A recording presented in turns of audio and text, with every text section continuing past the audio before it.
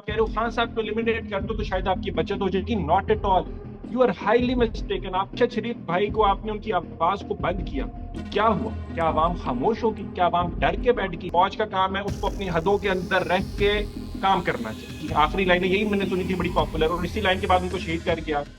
बिस्मिल्लाहिर्रहमानिर्रहीम, अस्सलाम वालेकुम। सियासत डॉट पी के आप देख रहे हैं, मैं जमाल अहमद हूँ। इस वक्त मेरे साथ मौजूद हैं the young analyst, express news के साथ मुंसलिक हैं इस्माइल कासिम साहब।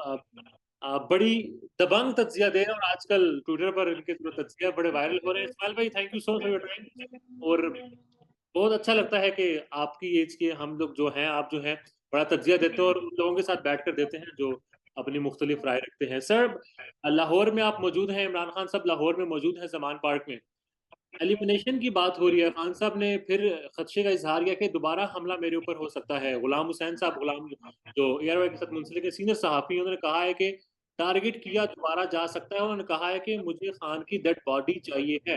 क्या इत्तलात है आपके पास? देखिए बहुत शुक्रिया। देखिए मैं रिपीटेडली एक चीज कह रहा हूँ, जो प्रेजेंट सिचुएशन है इस टाइम पाकिस्तान की, उसको अंडरस्टैंड करना बहुत जरूरी है। आज से पहले अगर हमें कोई पास्ट में कहता था कि जी मेरी जान को खतरा है, तो आप उसको ऐसे लेते थे कि शायद कोई पॉलिटिकल नैरेटिव है, शायद आप हाइप क्रिएट करना चाह रहे क्या? हैं। बट अरशद शरीफ शहीद भाई की शहादत के बाद से, इमरान खान साहब पे कातिलाना हमले के बाद से आप इन चीजों को इग्नोर नहीं कर सकते, बिकॉज इस हद तक हमारी पॉलिटिक्स जो है वो गंदी हो चुकी है इस time. What needs to be understood is कि इमरान खान साहब हमारे ना सिर्फ एक एक्स प्राइम मिनिस्टर हैं, बहुत क्वाइट पॉसिबली मुस्तकबिल के दोबारा प्राइम मिनिस्टर हैं। पाकिस्तान की सबसे बड़ी सियासी जमात, पहले कहते थे आर्ग्यूबली सबसे बड़ी सियासी जमात, लेकिन इस टाइम आर्ग्यूबली का वर्ड भी अगर आप वो हटा दें तो कुछ गलत नहीं होगा। पाकिस्तान तहरीक इंसाफ इस टाइम इस हद तक पॉपुलर हो चुकी है, उसका नैरेटिव इस हद तक लोगों के दिलों में घर कर चुका है। तो जब वो ऐसी बात करते हैं तो आप इसको इग्नोर नहीं कर सकते। यहाँ पे मैं एक चीज है समझाने की कोशिश करता हूँ, मैं इसको रिलेट कर रहा हूँ बार बार फ्रेंच रेवोल्यूशन से। 1789 का पीरियड था, जब 1799 तक, वो 10 साल अगर किसी ने स्टडी किए हों तो उनको इस चीज का अंदाजा होगा। दो चीजों का अंदाजा होगा, एक तो ये कि तहरीक का अगर आप सर काट भी देंगे तो आप लोगों की आवाज नहीं बंद कर पाएंगे। इमरान खान साहब ने जिस हद तक शऊर देना था आवाम को, इस टाइम अगर आपको लग रहा है कि अगर इमरान खान साहब को हम माइनस कर देंगे और आवाम खामोश हो जाएगी, तो यू आर हाईली मिस्टेकन। अवाम और ज्यादा रिटेलिएट करेगी।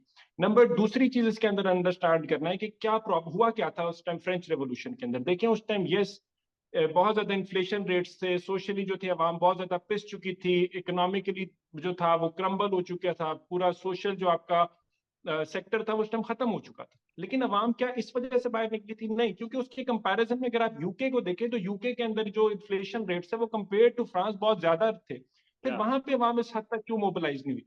इस वजह से नहीं हुई कि वहां के लीडर थे वो अवाम को बेवकूफ नहीं समझते थे। वो अवाम की आंखों में आंखें डाल के ये नहीं कहते कि तुम बेवकूफ हो, तुम गुलाम हो, तुम स्टूपिड हो, हम लोग सब कुछ है। फ्रांस के अंदर ये गलती थी, जो कि सिमिलर सिचुएशन यहाँ पे हमारे लीडरान को, हमारे जो इक्तदार में लोग बैठे हैं, जो मुक्तदर हल्के हैं, जो हमारे इंस्टीट्यूशंस हैं, उनको शायद कहीं पे लगता है कि अवाम जो है वो बेवकूफ है। 75 सालों से हमें ट्रक की बत्ती के पीछे लगा के रखा है और वहीं पे लगाया। मैं खामोश हो जाता, मैं चुप रहता, मैं कहता इट्स ओके, आप कंटिन्यू करें। अगर मेरा मुल्क सोशली, पॉलिटिकली और इकोनॉमिकली जो है वो इस हद तक क्रम्बल ना हो चुका होता, टूट ना चुका होता, डिफॉल्ट की जानिब ना बढ़ रहा होता। देखिए जो 80% डिफॉल्ट के चांसेस हैं वो कोई आम बातें नहीं है, वो फैक्ट्स और फिगर्स की बातें हैं। फिर लोग कहते हैं कि जी फिर आप फिर इवेंचुअली कहते हो कि आईएमएफ, आईएमएफ तो अमेरिका के जेर से आया है, तो क्या मैं अमेरिका का नैरेटिव यहाँ पे प्रमोट करना शुरू कर दूं? नॉट एट ऑल, मैं अमेरिका की बात नहीं कर रहा। आईएमएफ की जब आप बात करते हैं तो आपको अंडरस्टैंड करना है कि आप अमेरिका की गुलामी कर रहे हैं और आपने 20-22 दफा लेके यही कुछ किया है, तो आप उससे निकल नहीं सकते। इसको मैं घुमा के वापस खान साहब के ऊपर लेके आऊंगा कि इस हद तक जो आप कांप रहे हैं, आपके पैर, आपकी टांगे कांप रही है, आप कह रहे हो खान साहब को एलिमिनेट कर दो तो शायद आपकी बचत हो जाएगी। Not at all, you are highly mistaken. आप देखिए अरशद शरीफ भाई को आपने उनकी आवाज को बंद किया तो क्या हुआ? क्या आवाम खामोश होगी? क्या आवाम डर के बैठ गई? Not at all. मुझे तो जब उनकी टॉर्चर की, अक्सर लोग आके मुझसे पूछते थे कि जब आपने उनकी टॉर्चर की वीडियोस देखी, उनकी हाथों की उंगलियां टूटी हुई हैं, पसलियां उनकी टूटी हुई हैं, उनको इतनी करीब से 2 ढाई 3 घंटे का शदीद टॉर्चर करके शहीद कर दिया, तो आपको क्या लगता है? मैं कहता हूँ आई एम मोर मोटिवेटेड, मुझे और ज्यादा खुशी, मेरे चेहरे पे मुस्कुराहट आई कि is that it? Is that the extent? क्या तुम मेरी उंगलियां तोड़ सकते हो, पसलियां तोड़ सकते हो, इवेंचुअली मुझे गोली मारोगे ना, दैट्स इट। मेरी आवाज को कैसे बंद करोगे, मेरी सोच को कैसे बंद करोगे? उस आग को जो अरशद शरीफ शहीद भाई की शहादत से लगी है उसको किस तरह बुझाओगे? तुम नहीं बुझा सकते, बिकॉज अवाम बाहर निकलेगी। पाकिस्तान को अगर ग्रो करना है, नॉट एट फला। इस्माइल, अवाम है निकली है और अवाम सवाल अभी भी कर रही है, बट भी हम ये देखते हैं जब कातलाना हमला होता है वजीराबाद में, तब खान साहब जो है वो महफूज रहते हैं, और उसके बाद आप खान साहब जो है जितने भी सहाफियों से मुलाकात करते हैं वो यही कहते हैं कि मुझे डायरेक्ट थ्रेट्स हैं। जब हम ऑफ द रिकॉर्ड बात करते हैं लाहौर में मौजूद सहाफियों से, वो भी यही कहते हैं कि लाइव जो है डायरेक्ट थ्रेट्स हैं खान साहब को, और उन्हें पता है कौन लोग हैं और किस तरह से मारना चाहते हैं दोबारा। आपकी मुलाकात हुई होगी खान साहब से, उनको जब बताते हैं किस तरह से वो उस चीज को एक्सप्लेन करते हैं कि लाइव थ्रेट्स हैं मुझे। देखिए, थ्रेट्स तो है ना। अगर मैं यहाँ पे 16 बिलियन का मनी लॉन्ड्रिंग का हमारे उस वजीर आजम का यहाँ पे कोट करूं कि जिस दिन जिसके ऊपर फर्द जुर्म आयद होनी थी उस दिन उसको मेरा लाके वजीर आजम मुसल्लत कर दिया, ठीक है, उस बंदे की बात करूं तो कहाँ गए वो गवाह सारे? मतलब कि आप सोचें तो सही कि आयरनी देखें, हार्ट अटैक हो गया। मतलब मैं कौन हूं, मैं पागल हूं, मेरे मुंह पे क्या लिखा हुआ है? मेरे मुंह पे वो वर्ड लिखा हुआ है जो मैं यहाँ पे कोट नहीं कर सकता? क्या मैं इस हद तक बेवकूफ हूँ? Not at all. मैं यहाँ पे I am not a product of nepotism. देखिए, अंडरस्टैंड करें कि इन लोगों को अब तक इनको जो लोग मिले या इन्होंने किसी ना किसी तरीके से इनको खरीदा है। मुझे नहीं खरीदा, मेरी सोच क्लियर है। मुझे आवाम को शऊर देना है, मुझे आवाम को बताना है कि जाके जिस तरह से इन्होंने अपने केसेस सारे माफ कराए, वो सारे कहाँ गए गवाह? वो सारे वो जो इन्वेस्टिगेटिंग ऑफिसर थे कहाँ गए? इस टाइम अगले जहान में बैठे हुए हैं ना। उनको भी शहीद कर दिया ना आपने, और किसी को पता ही नहीं चला। तो क्या आपका मतलब है कि जाके ये इतने हम लोग बेवकूफ है जाके लाके? तो इमरान खान साहब जब कहते हैं उनकी जान को थ्रेट है तो टेक इट सीरियसली, वो है थ्रेट। अब उसमें रिस्पॉन्सिबिलिटी किसकी बनती है? प्रोविंशियल गवर्नमेंट की बनती है, फेडरल की बनती है, हमारी एजेंसीज की बनती है, हमारी इंस्टीट्यूशंस की बनती है? किस he needs to be protected at any cost. ये अंडरस्टैंड करें आप इस चीज को। कोई आम बंदा भी हो ना, कोई एक आम शहरी हो, मेरी अगर जान को भी खतरा हो ना और मैं लेटर्स लिख रहा हूं कि मेरी जान को खतरा है, तो आपका फर्ज बनता है कि आप उसको भी इंपॉर्टेंस दें। बिकॉज जितने भी ओहदे आपको मिलते हैं, अंडरस्टैंड करें कि रोजे क़यामत आपको सवाल होगा। या अल्लाह आपसे पूछेगा मैंने आपको रिस्पॉन्सिबिलिटी दी थी, क्या किया इस रिस्पॉन्सिबिलिटी का? मैं तो यही सोच रख के बोलता हूँ, क्योंकि मुझे पता है कि मैं रोजे क़यामत अल्लाह मेरे से पूछे कि मैं तुम्हें ओहदा दिया था, मैसेज से कनेक्ट करवाया था, तुमने क्या पैगाम दिया? तो इन लोगों को ये कोई डर खौफ नहीं कि रोजे क़यामत को जाके क्या होगा। डरना उस दिन से चाहिए जब लोग पहले कहते थे अदालतों से इंसाफ मिलेगा। देखिए, इस हद तक नौबत इस हद तक खराब हो चुकी है, लोग अब ये नहीं कहते अदालतों से इंसाफ मिलना, उनका एतबार उठ चुका है। वो कहते हैं मैं अगले जहान में इंसाफ ढूंढूंगा। तो अल्लाह के बंदो, डरो इस दिन से। और खान साहब को प्रोटेक्ट करना बहुत ज्यादा जरूरी है इस चीज के अंदर। जो वो पहले कहते थे वो हुआ, उन पे कातिलाना हमला हुआ। हमारे तो यहाँ पे मैं क्या बात करूं, उन्होंने तो उसको भी सियासी रंग दे दिया।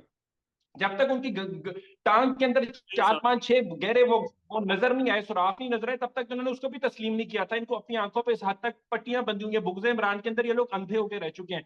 तो I do not support Imran Khan कि मेरा इमरान खान साहब से कोई जाती ताल्लुक है या मैं कोई पीटीआई का सपोर्ट हूँ, नॉट एट ऑल। लेकिन मैंने बाकी जमातों को देखा है, मैंने देखा 30-35 साल तो इन दोनों जमातों को मिल गए थे, इन्होंने लूट मार कर दी। मजहबी जमातों की बात करूं तो आपने मजहब के नाम पे एक्सप्लॉइट किया लोगों को, आपने उनकी आंखों के अंदर धूल झोंकी, आपने झूठ बोलने हैं सबके साथ।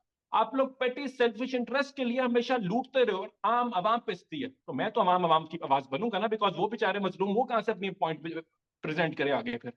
इमरान इस्माइल साहब, इस सब जो है इमरान खान साहब सड़कों पर हैं, उनकी जो जमात है वो लॉन्ग मार्च कर रही है, रात पहुंचने वाला है। खान साहब हफ्ते को ऐलान करेंगे कि पिंडी कब पहुंचना है, देन इस्लामाबाद कब पहुंचना है। ऐसे में इसहाक डार साहब की मुलाकात होती है सदर पाकिस्तान से, और खबरें यही है कि शायद एक अहम तैनाती के हवाले से कुछ बात हुई है। क्या इतलात हैं, क्या लगता है मुलाकात क्यों हुई होगी और किस नौयत की होगी?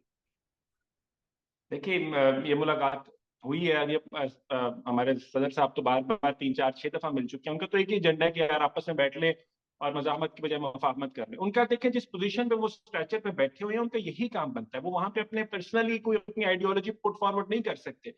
तो being the president of Pakistan, this is what he needs to be doing. उनको सबसे मिलना है और उनको सबको यही मैसेज देना है कि यार देखें, चीजों को इतना कॉन्ट्रोवर्शियल ना करें, बिकॉज क्लैश जो है वो इनेविटेबल है, ये नजर आ रहा है। थोड़ा सा भी बंदा फार साइडेड हो ना, उसको थोड़ा सा भी दूर की अगर प्रोडिक्शन रखता हो तो वो यही कहेगा यार कि ये काम खराब हो जाएगा, आवाम बाहर आ जाएगी। तो इसकी ये सिर्फ हेर से जो आप जितनी भी आप बातें सुन रहे हैं, उनकी कोई एक्चुअल में कोई वैल्यू नहीं है, कोई आउटपुट नहीं निकलेगी उनकी। But yes, the reality remains the same. जो कि आरिफ अलवी साहब के जो खदशात हैं वो दुरुस्त है इनको रोकना जरूरी है, अवाम में क्लैश हो जाएगी, लेकिन आप बिठा किसको रहे हो, किसके साथ बैठ के बातें करें? एस्टैब्लिशमेंट के हमारा बड़ा रोल है, कभी नहीं होना चाहिए। जिस तरह अरशद शरीफ भाई की लाइन में दोबारा कोट करूंगा कि जो फौज का काम है उसको अपनी हदों के अंदर रख के काम करना चाहिए, ठीक है? यही लाइन थी ना इनकी, आखिरी लाइन यही मैंने सुनी थी, बड़ी पॉपुलर, और इसी लाइन के बाद उनको शहीद कर दिया गया। तो मैं तो वही लाइन रिपीट करूंगा, आंखों में आंखें डाल के, आपका एक काम है, आप अपनी हदों के अंदर रह के काम करें। लेकिन एट द सेम टाइम आप पाकिस्तान को देखते हैं तो आप कहते हैं हमारे मुल्क में ऐसा नहीं होता। चलो ठीक है, मान लेते हैं, क्योंकि हमारी एजेंसियां, हम कहते हैं हुब्बुल वतन है। मैं तो नॉट एट ऑल, मैं कभी नहीं कहता कि गद्दार है। जब इन्होंने आके वहां पे प्रेस कॉन्फ्रेंस की थी, वहां पे बैठ के कहा था कि हम गद्दार नहीं, मैंने अपने चैनल पे बैठ के कहा था कि मुझे बड़ी एम्बैरेसिंग सिचुएशन लगी थी। क्यों कह रहे हैं? हमें पता है आप गद्दार नहीं है, और हमें पता है आपको जितनी हमसे मोहब्बत है, हमें उतनी आपसे मोहब्बत है। तो वो सारा कुछ हो गया, लेकिन एट द सेम टाइम आप अंडरस्टैंड करें कि पॉलिटिक्स जो है, या पॉलिटिकल स्ट्रक्चर जो है, उसकी अपनी डोमेन होती है, उसमें अपनी डोमेन में रह के काम करना होता है। उसके अंदर जो इंटरफेरेंस होती है, it's never taken lightly and it's never good for the overall overwhelming power structure of the whole sovereign state. उसके अंदर वो चीज वो ठीक नहीं होती है।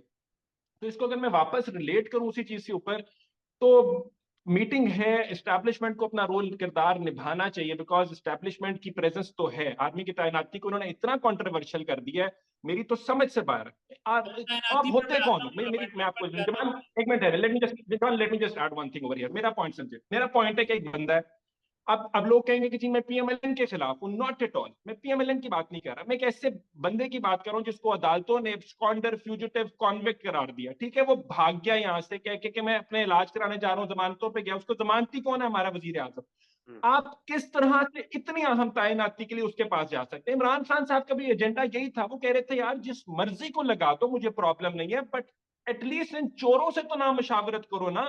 मेरा आर्मी चीफ जो है वो बड़ा मुकद्दस है, बड़ा एक अहम, एक बड़ी इंपॉर्टेंट पोजीशन है पाकिस्तान के लिए। तो तुम एक चोर से जाकर जो बैठ के बाहर बैठा, छुपा हुआ बैठा हुआ, उनकी बेटी भी भाग गई, इन लोगों ने हमें आगे बुद्धू बनाया हुआ, पागल बना के आगे लगाया हुआ, जाके हम उनसे क्यों मुशावरत करें? यही खान साहब का बयानिया था, यही मेरा बयानिया है, एज सिंपल एज दैट। तैनाती के हवाले से मैं बात करता हूँ, और एक अहम तरमीम की भी बात यहाँ इस्लामाबाद में बड़ी सर्कुलेट करी है। अवेल फवाद चौधरी साहब का एक ट्वीट सामने आया, जिन्होंने कहा कि सदर साहब जो भी करेंगे इमरान खान की मुकम्मल तायद हासिल होगी। परवेज लाही साहब का जो ट्वीट है वो भी हमारे सामने है, जिसमें उन्होंने कहा है कि अल्लाह जाने कितना वक्त है, जितना भी वक्त है अवाम की खिदमत जारी रखेंगे। फवाद चौधरी साहब का ट्वीट, सदर साहब से चेयरमैन सेनेट और इसाक डार की मुलाकात, फवाद चौधरी साहब का ये कहना है कि सदर को इमरान खान की हमायत हासिल होगी। डॉट कनेक्ट करें तो क्या बात निकलती है बीच में से, इशारा किस तरफ है ये? के बैकग्राउंड चैनल्स के ऊपर कहीं ना कोई बातचीत हो रही है, और कहीं ना कोई सोल्यूशन की बात हो रही है। इमरान खान सबको कॉन्फिडेंस में लिया जा रहा है, बिकॉज यही एक प्रॉब्लम क्या है, इमरान खान साहब की जितनी पॉपुलैरिटी, जितनी मास मोबिलाइजेशन वो लोग कर चुके हैं, आप उनके बगैर कुछ फैसला कर ही नहीं सकते थे। तो अब वही चीज है, इमरान खान साहब को कॉन्फिडेंस में लिया जा रहा है, और उनकी टोन से, बातों से, जिस तरह से देखे ना, ऑब्वियस से मैयर थे, जिस तरह से पहले और स्टांस था, फिर और स्टांस से जाहिर होता है कि आप आके खुल के सामने तो नहीं कहते, लेकिन आप ढके छुपे लफ्जों के अंदर अपने एक्शन से बता जरूर देते हैं कि हाँ हमारी बातचीत जारी है, सो टोन डाउन करें, थोड़ा सा रिलैक्स करें, बातचीत हो रही है। ये पहले स्पेकुलेशन थी, अब उसके अंदर काफी हद तक सदाकत भी नजर आ रही है। आर्मी एक्ट है, उसमें तरमीम की बात हो रही है, 1952 जो एक्ट है, क्या कमेंट करेंगे इस पर? तरमीम यह है कि वजीर आजम जब चाहें किसी की भी जो मुद्दत खत्म हो रही है उसको रिटेन कर सकते हैं फॉर 6 मंथ और 1 ईयर, जितना भी टाइम हो। मैंने इसके ऊपर एक बोरिया मकबूल जान साहब के साथ हरफराज भी मैं होस्ट करता हूँ, उसके ऊपर हमने इसके ऊपर पूरा शो भी किया था। लेकिन उसके बाद हुकूमत ने जब डिनाई किया कि हमारा इससे कोई ताल्लुक नहीं है, और जिस हद तक आपको लग रहा है कि हम तरमीम कर रहे हैं, तो मैं खामोश हो गया। बिकॉज मैं अगलों को चांस देना चाहता हूँ। अगर अगले कह रहे हैं अभी कि हम जिस लिहाज से हम लोग इसको इंटरप्रेट कर रहे हैं, वैसी तब्दीली वो नहीं कर रहे इस एक्ट के अंदर, तो मैं खामोश हो गया। बिकॉज अगर ये करेंगे तो पकड़े तो फिर भी जाएंगे। तो मैंने कहा 2-4 दिन का इनको टाइम दे दो। अभी कल ही इन्होंने कहा कि यार हम लोग ऐसा कुछ नहीं कर रहे, तो प्लीज जस्ट कट हम स्लैक। तो मैंने कहा अच्छा चले ठीक है यार, मैं खामोश हो जाता हूँ। अगर बट आपने ऐसा ही कुछ किया, तो मैं क्या, आपको आवाम ही नहीं छोड़ेगी। तो चलें लास्ट में बस ये बता दें, तैनाती के बाद मामला सेट हो जाएंगे, स्टेबिलिटी आ जाएगी या नहीं आएगी? Tough question, very tough question, difficult to say. लेकिन मेरा ख्याल है हालात बेहतर होंगे। तैनाती इतना बड़ा मसला नहीं होगा, इलेक्शंस के बाद हालात बेहतर होंगे। लेकिन इस सारी सिचुएशन में अवाम एक चीज भूलती जा रही है, इलेक्शंस के बाद भी आपके पास इकोनॉमिक प्लान क्या है? या आपने देखिए किस हद तक हम लोग बेचारे मासूम है कि हमें बताया ही नहीं जा रहा, कि हम लोगों को लगाया हुआ है कि इलेक्शंस हो जाए या तैनाती हो जाए या ये चीज XYZ के ऊपर हमें बनाया हुआ है।